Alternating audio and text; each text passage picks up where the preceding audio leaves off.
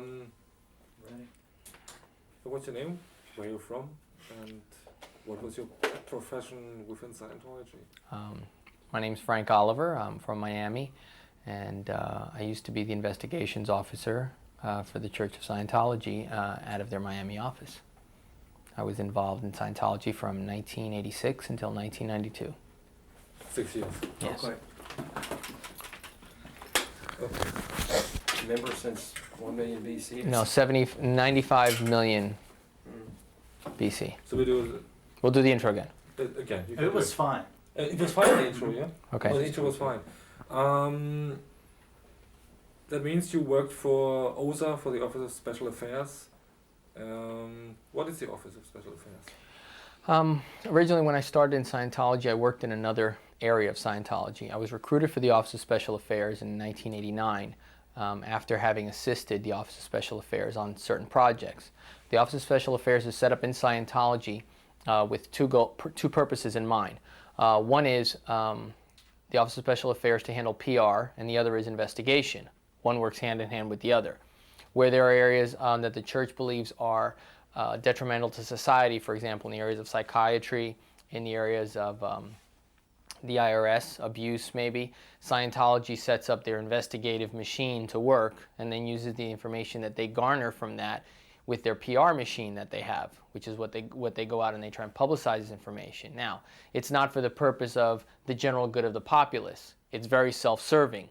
They go after the IRS and its IRS abuses because the IRS opposed Scientology. They go after psychiatry because Hubbard, in essence, wanted to take over the mental health business when he started and founded Scientology way back when it was Dianetics.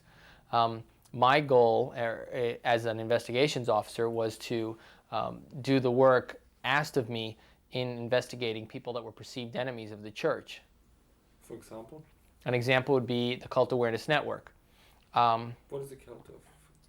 The Cult Awareness Network was an organization that was set up by the daughter of Leo Ryan, who was a congressman who went to Africa where Jim Jones had his People's Temple, and he was killed in the massacre and in the mass suicide. His daughter set up this organization to be a clearinghouse of information and to help family members of individuals who were involved in dangerous cults. They were big in getting this information out to people. Scientology perceived the Cult Awareness Network as an enemy. So their goal was to destroy the Cult Awareness Network. The methods that they used to do that was they would have individuals like myself and other individuals in Scientology join the Cult Awareness Network, which I was a member of the Cult Awareness Network, to gather information about what they had on Scientology. They would attend the national functions. They would try and infiltrate the organization.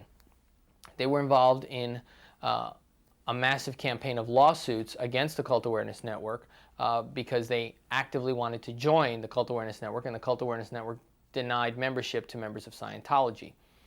In 1991, I was sent to Los Angeles to assist in investigating the Cult Awareness Network to destroy it. I was flown to Los Angeles, where I stayed there for approximately 2.5 months, where as soon as I got there, we established a room at the base in Los Angeles where the Office of Special Affairs domestic operation was. Where is it? It's on the second floor or the third floor, I don't recall right now, of the building on L. Ron Hubbard Way, and across the street from Masho. And there, basically, there was an entire unit set up. It had people handling PR, it had people handling investigation. We had the attorneys right down the hall. Kendrick Moxon was the attorney that was involved in this. And we had the high-level people from OSA Int directly involved in this. At the same time, there were other projects that were related to the CAN unit. For example, the surveillance of Hannah and Jerry Whitfield, which I was involved in. Who's that? Hannah and Jerry Whitfield are former members of Scientology. Hannah Whitfield at one time was the second person in charge of Scientology when Hubbard was still alive. She was on the original ship with Hubbard. She left the organization and has been speaking out against Scientology for many years. Her and Jerry have become exit counselors to help people recover from the experience of having been in cults and to help people leave cults once they're involved in them. Well, Scientology perceived them as enemies. Since they were enemies and they were involved in helping people leave Scientology, surveillance was set up to watch them because Scientology had gotten intelligence information that they were about to do a deprogramming of someone in England. Now, Scientology uses the term deprogramming, and it's a misnomer because if someone is being deprogrammed, obviously someone has programmed them. The surveillance was set up over a period of 3 to 4 days where we watched them 24 hours a day with 3 teams of private investigators as well as people like myself. Just watching their house, following them in the car. We had copies of their phone records. We had copies of their credit report. We had information as to what their airline reservations were and where they were going. There was a full intelligence mission going on to find out who they were going to England to see. One of the people they were suspected of going to see was John Atack, who was a former member of Scientology and wrote a book critical of Scientology. When you start to be a secret agent for Scientology, how does it work? They give you a book to read. Oh, we have to do it again. I think it's for you. Okay, you were asking me about how they set it up? How did they choose you? How did it start? You worked in Miami in a Scientology org, and how went it on?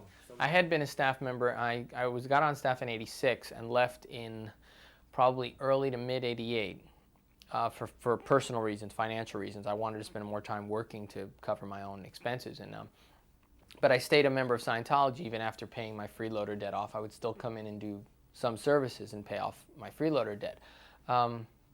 I was involved initially with the Office of Special Affairs doing some special projects. I designed some letterhead, for example, for the NCLE. I did different small things that they needed done. One day I was in the library and I was curious about, many things. And I went over to one of the computers. This is all before the internet. And I typed in the word Scientology in one of the periodical databases that they have that has all the articles from newspapers and magazines. And I started seeing articles about Scientology that were critical of Scientology. And I read every single one of them. And I made copies of every single one of them. And I put together a pack of information of all the critical information that was available. I mean, I put it together, bound everything. And I went into the Office of Special Affairs and I handed it to them. And they looked at it and went, my, you've been busy. I said, I was in the library and I got curious about something and, I put this thing together. I want to know what this is about. So they started pulling out DA packs, which are dead agent packs, which is basically information to counter all the information I had read. Affidavits and stories and reports and things that were supposed to dissolve all the things that I had read, at least in my mind. And so they spent several days, giving me this information and me reading about, the things that they were claiming that were true and the things that I had read were not true and how the society and the suppressives were trying to keep Scientology from being, well thought of and well liked and widely known. And I realized at that point I had a lot invested in Scientology regarding my time, the people that knew I was a Scientologist, and I had talked highly of Scientology. And here I was getting a glimpse of something that I knew wasn't right. And then and there I decided that the only way I was ever going to know the truth was to know the truth. So because I had put together such a well-made pack of information without even being asked for it, I said, I could gather up all the rest of the information that I find that's, en theta, which is against the, en theta would be something derogatory about Scientology. I could gather up this information and report back to you what I find. And they liked that. They liked the fact that I could research and I could get things done and find out things, even though it was things that were critical about Scientology. And I told them, I said, isn't it strange that if someone just like me were to go into a library and do the same thing I did, that's all they would find? And they told me, well, we have a project that exists where we're trying to put all of L. Ron Hubbard's books in all the public libraries. And I said, oh, that's great. And they said at the same time, there are some books in the libraries that are critical of Scientology, and we need to get those books out of the library.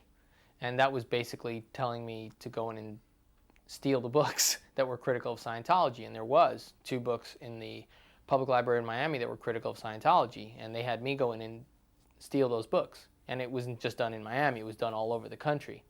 Books critical of Scientology were stolen from libraries. I was asked to join OSA. And like I said, the only way I was going to find out if what I was being told was the truth is to get a little deeper in the organization. So I joined the Office of Special Affairs. And they give you, how did it work? They give you... Well, they're not real organized when it comes to investigations officers. At least they weren't at the time because there's so few of us in the country at the time. There was maybe, I don't know, a dozen of us. Investigation officers? Yes, there wasn't a lot of investigations officer posted because in every organization, they have an organizational chart. In every city? In every city they have an organization, right. And in that particular department, there's a person at the top, which is the DSA. That means the chief of the Secret Service. Right, the Director of Special Affairs that handles Invest, and then there's Director of Special Affairs, PR. What's Now, the difference between Invest and PR? Well, PR is the people that you see. All the good things of the church, that's what the PR person goes out and talks to the media and to the public and everything. The investigations person, you hardly ever see them. They're the ones in the shadows finding out the dirt on everyone and everything. Critics, and bringing that to the PR so the PR can use it to make Scientology look good and to make them look, the other person look bad. The apex, huh? Right. So that's how it works. They work with each other. In some cities, the DSA works by themselves because they may not have staff members underneath them. So they actually have to do the job of the invest officer. In my organization, they had an invest officer. So they had someone posted. But it was very few of us throughout the country that existed. And there wasn't really a hat pack put together for us until I got to Los Angeles. What's a hat pack? A hat pack is it's basically your instruction manual to become an investigations officer that has all the issues that you're supposed to read, all the policy letters. It's like a study book. It's a study book, right. How to be a agent of Scientology. Exactly. And then you sign off when you complete a certain part. They have a smaller course like that's in the Volunteer Minister's Handbook of Scientology. They have a mini course called the Investigations Pack. And that's a little course that you do, a little check sheet you do, which teaches you different techniques for investigation. Who wrote that book? L. Ron Hubbard. Personally? Yes. All the policy letters used by people in the Office of Special Affairs, everything was written by L. Ron Hubbard. All the OSA network orders, OSA being the Office of Special Affairs, which oversees that division in the small organizations. It's the headquarters for the Secret Service. Oh, yes. Oh, yes. OSA. Yeah, so when I got to Los Angeles, they at that time had just finished putting together the brand new revised Investigations Officer Pack. And I received the first one they made. Study pack. Oh, yeah. How to be an invest officer. Correct. And so you got the book? I was given that pack as well as a bunch of things that you're supposed to read with it. And I was supposed to work on this study course at the same time I was working 12 hours a day for Scientology when I was in Los Angeles. And I was supposed to study at the same time. But when you're working in OSA, you're doing what you're doing. You're not studying, you're not doing your course, you're investigating, you're doing whatever needs to get done. If you have to be on a surveillance, you're on a surveillance. I mean, I lost 4 days of my life sitting in a car watching somebody's front door. Mm-hmm. I even sat through an earthquake. It means every job you got, you have to do. There was Oh, yeah. It was an order and you have to do it. Yes. And when you got an order, are there other Secret Service people from Scientology also doing it the same?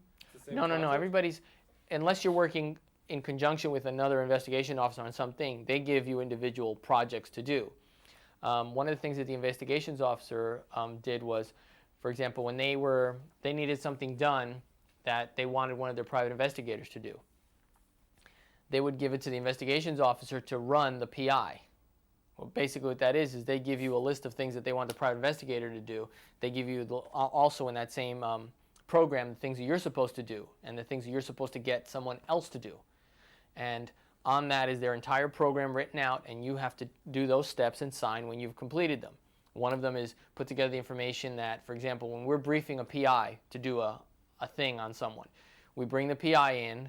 Well, before that, you have to... the PI is the private investigator, right. Before that, they have to write the program, and then they obtain the funding for the program, and then they bring in the PI, and in the meanwhile, I'm supposed to be getting all the background information to brief the private investigator to say, okay, here's the information that we're providing you. This is what we want you to get done. You tell him all the pertinent information that he needs in order to accomplish the task at hand.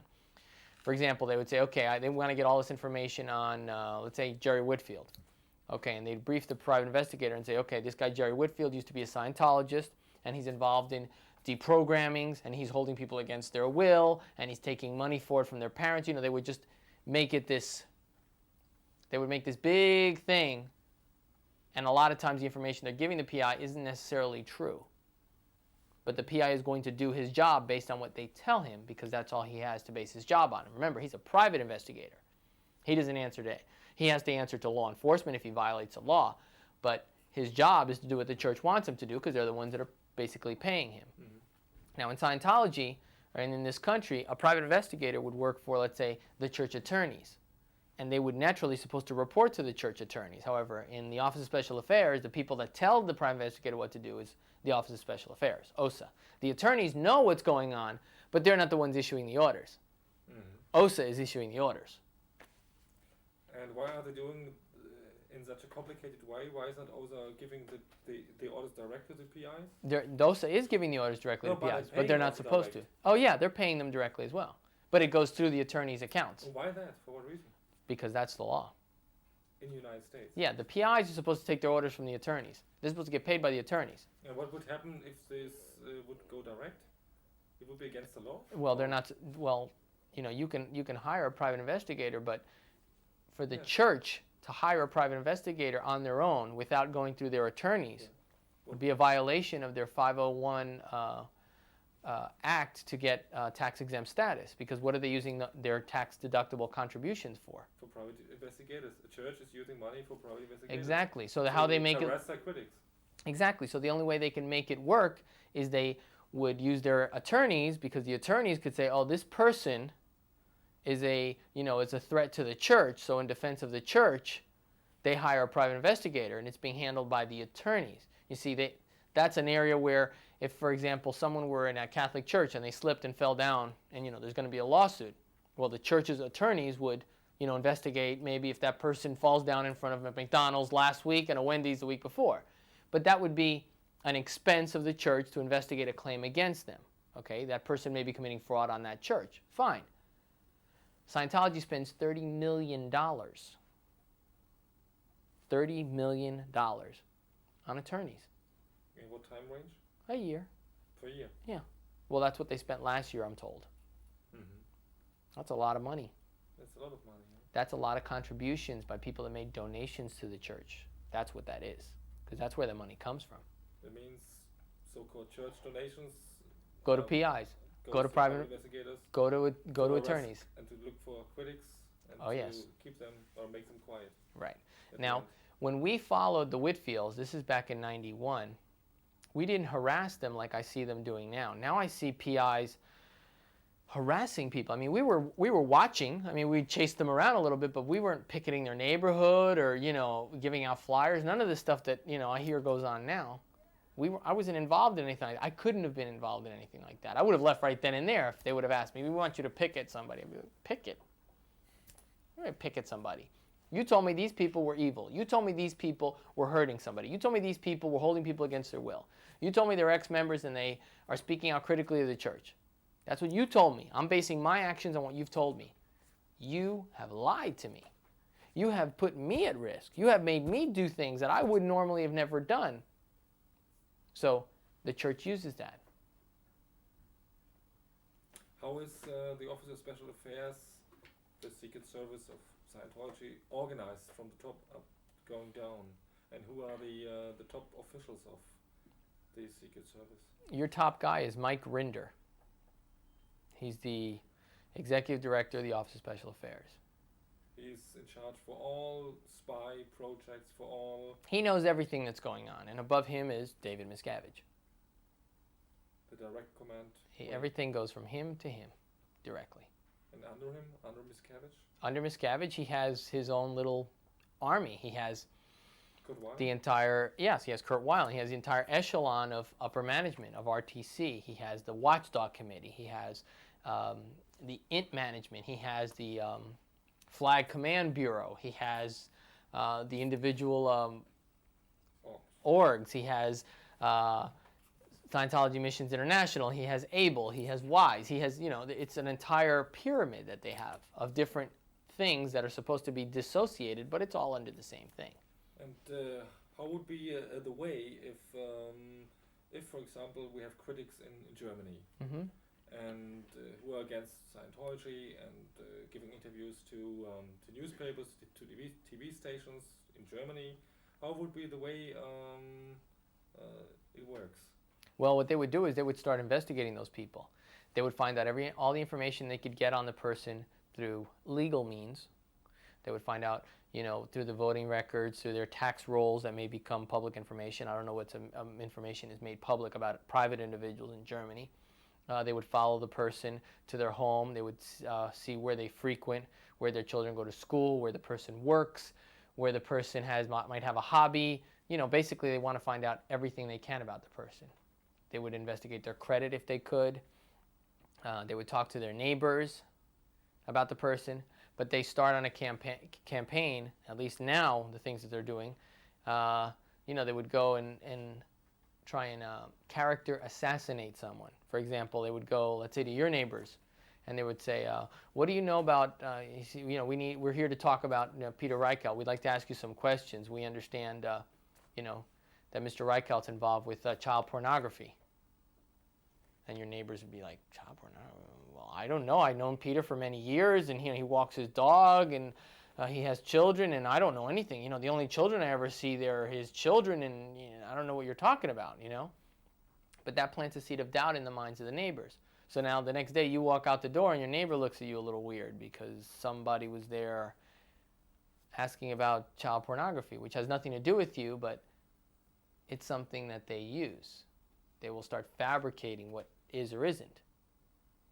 They haven't accused you of being a child pornographer. They're there investigating the possibility that you may be involved in, It's a little game they play. They're going to your company, spreading rumors. Oh, absolutely. Writing letters and saying blah, blah, blah, all these criminal facts. Absolutely. Yeah, he may be involved in that. Well, he may be a space alien too. I don't know that for sure either. But the fact that they would do that to someone that speaks out critically of the church, that in itself, what other church has ever hired private investigators to go after people that have spoken critically of it? I don't know. There are people in this country that believe in abortion. There are people in this country that don't believe in abortion. And these are very strong factions that work against each other.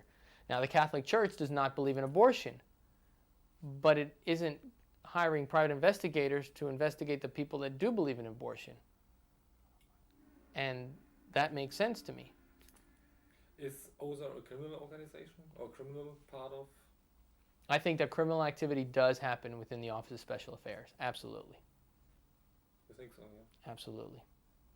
Like things, for example, death threats or even orders to kill critics? I have heard that from people that were in the Office of Special Affairs. That this happened?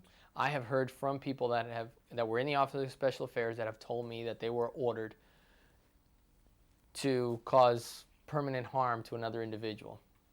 You've heard that? I've heard that, yes, from the person who was told to do it. And who I didn't.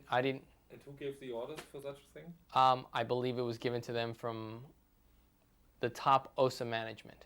And this is? It would probably have to be Mike Rinder. I was never given such an order. I would have left long before that. Before that. And when did you recognize the criminal force? As soon as I got to Los Angeles and saw how OSA worked.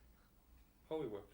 Well, when I was in a room and they were telling me to set up this, section of the organization to destroy CAN, and they brought in all these file cabinets with all this information about the directors of CAN and former members and lists that they got a hold of, and the addresses and phone number of everyone that had been contacted, that CAN had contacted, and people that had been wanting to leave the church and had gone to CAN. We had all that information. Anyone that CAN had referred to someone to help them get out of Scientology, we had all that information. and they had me investigating every single one of the board of directors of CAN, the people that had been board of directors of CAN, the people that were involved in the American Family Foundation. It was just this massive campaign of finding out everything you could about these people to try and discredit them. And what happened after that? After you... I mean, they took me in a room and they sat me down, and they had so many projects going on at the time that my main purpose for being there was to be in the CAN unit, but they would pull me out of that room and put me on other related projects to, you know, move them along a little bit. I remember sitting in a room and having to go through a printout of someone's phone bill and find out who all the phone numbers belong to. I don't know how I got a copy of someone's private phone bill. It was put in front of me and they said, find out who these numbers belong to. So who gave you these orders? Any names? It was probably someone in at OSA East US, maybe Tony Sharambanis. That was a lady that was one of my seniors. David Butterworth. It could have been Roger. It could have been Joe Neal. It could have been Ben Shaw, who's now running security here at the Flag Land Base. At least they bring him in when things are hot. Mm-hmm. And for example, there are only very few people who ever left OSA and spoke publicly about it. Yes. About the work. I only know from you, and the other man is Gary Scarf. Mm-hmm. How reliable are the things what Gary Scarf is saying? Because they met so many DA packs. Mm-hmm. Scientology is destroying his reputation. Yeah, they're trying everything to destroy his reputation worldwide. That even no journalist and no TV station is now or likes to speak with him because they destroyed him nearly. Well, I can't speak for Gary Scarf, and I can't tell you what of the things that he's told me are true or false. Because unless it was something that I was directly involved in, I would be out of place to say that. But it would not be out of place for me to say that I am not in any way shocked by anything he's told me that they've asked him to do. The criminal nature of Scientology and the things that they have said in the past and the things they've done in the past would indicate to me that the things that Gary has brought to my attention, the things that he's told me, are most likely true. I don't see of any reason why he would tell me differently. He gains nothing by telling me something that wouldn't be true, and I gain nothing by repeating something that wouldn't be true. But from the whole history, from the whole story, you would say it is correct. This could be happened like that. Yes, absolutely. He worked for OSA. He like you. He definitely knows Mike Rinder. Mm-hmm. From things that I've heard and things that I've seen. He definitely knows Mike Rinder. And I do have a vague recollection of having seen Gary at some time when I was in Los Angeles. Now, he has the same recollection of me. We did not work on the same project, but Scientology has a way of compartmentalizing different things so that people don't have the full picture. They want you to have a piece of the puzzle and have every single section of that little piece, but they're not going to let one person know everything that's going on. It goes higher up. They are the ones that know what's going on in all the different areas. Mm-hmm. And how important is OSA for Scientology, for David Miscavige? Oh, OSA is his, that's his number one thing right now. That's what he has to have in place. If not, Scientology would have been gone long ago. So OSA keeps Scientology alive? Absolutely. It was before the Guardian's office. Mm-hmm. But and if OSA is finished in any way, Scientology will... Absolutely, but it would happen at the same time. Mm-hmm. There's no way that one could survive without the other. And how many people are working for the Secret Service? I would estimate, worldwide? just as from my own knowledge and from things that I've heard and read, there may be 1,000 individuals that work for OSA. Worldwide? Worldwide. Mm-hmm. And how many people are within that organization, within Scientology, from your knowledge? How many people are in OSA? Yeah. Or in No, Scientology OSA worldwide? But worldwide in Scientology. Worldwide, working for OSA. just from the As on things, payroll. just things that I've read and things that I've seen, I don't see more than 100,000 people involved in this. It's not as big as they claim it is. They claim 8 million members. Mm-hmm. I don't believe that for a minute. Mm-hmm. If they had 8 million members, things wouldn't be the condition that they're in all over the country. The statistics wouldn't be down in all their organizations. They wouldn't have the big problems that they're having if they had 8 million members. What does a suppressive person declare? A suppressive person declare is an expulsion from the church. And who is doing that? And for what reason? They expel people from the church for committing acts against the church, what they deem are crimes against the church. You've got one? Oh, absolutely. I was expelled for secretly making plans to leave the church. And what consequences has this for you?